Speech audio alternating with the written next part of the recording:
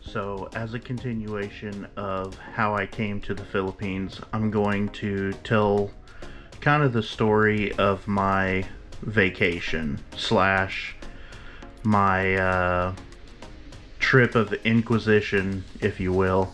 I knew that I needed to come and check it out before I devoted my entire life savings to making the move. So I would recommend to anyone thinking of moving to a foreign country, at least visit for minimum 1 month.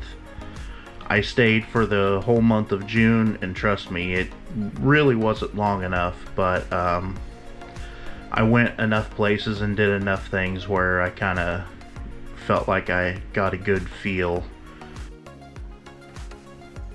So I'm just going to run a slideshow and kind of talk through it as we go.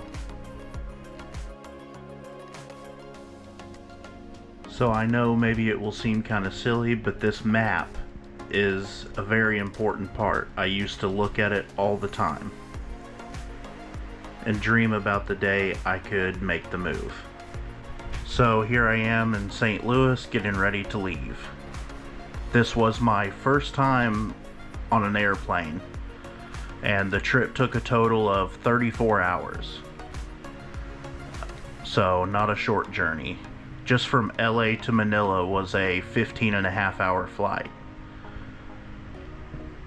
So when I finally arrived in the Philippines, I was by myself in Bohol for 1 week.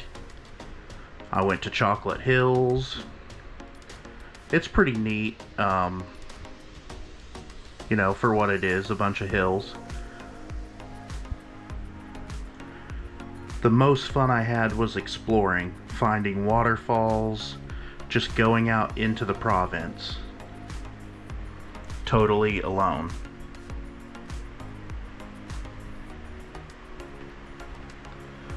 These little tarsiers were super cute. They claim that they're the world's smallest primate, but that's not true. They're actually the second smallest primate. And here is the world famous Alona Beach.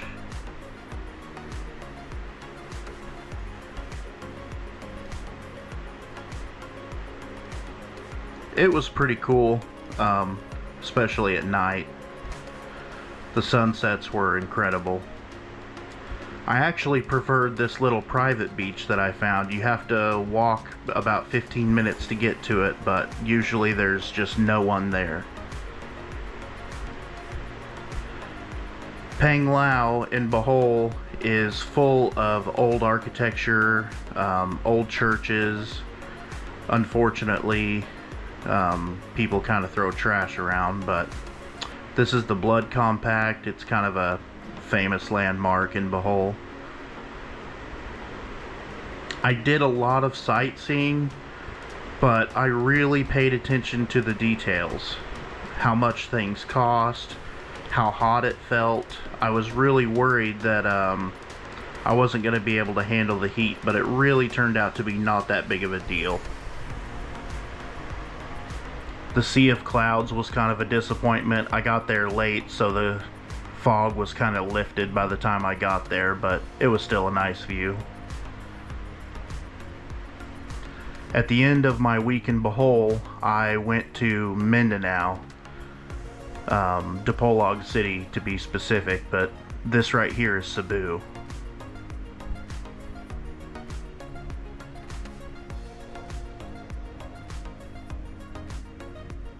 And this is the first time I met my Filipina girlfriend in person. She works for the PSA, basically goes around and surveys, kind of like a census on crops and, you know, families and things like that. She interviews them.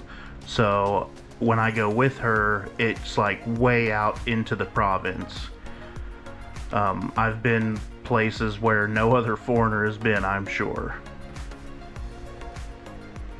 But these are the times where I get to see kind of the rougher side of the Philippines, the poverty, the hunger, the garbage. So I basically got a full picture, and then on the flip side, I went to almost every beach resort I could find. This is the famous Decac resort. I guess it's pretty famous here. I guess celebrities go there and different things. I did parasailing and jet skiing and all that sort of thing.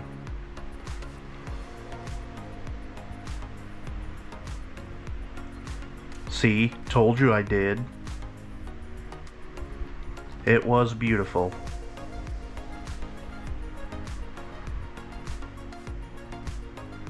These beach resorts in the Philippines are pretty amazing.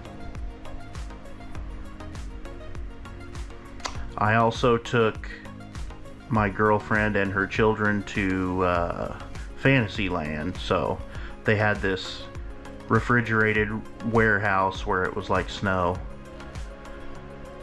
And here I am in Bohol City in Mindanao.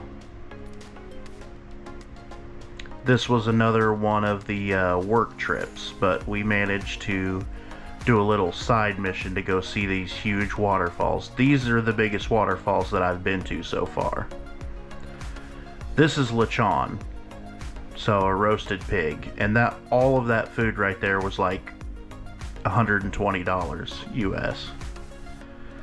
So when it was time for me to leave, I had 3 days in Bohol, so I decided to bring my girlfriend with me to Bohol so she could check it out. So I ended up doing almost everything I already had done over again.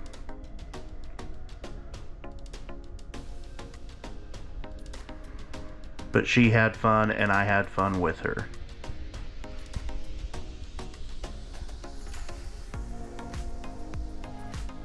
All good things must come to an end though, and it soon was time to return home.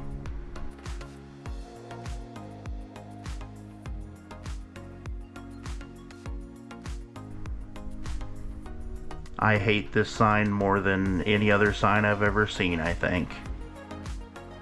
So that was basically me just coming to the Philippines, checking it out, making sure I could handle everything that the Philippines had to offer.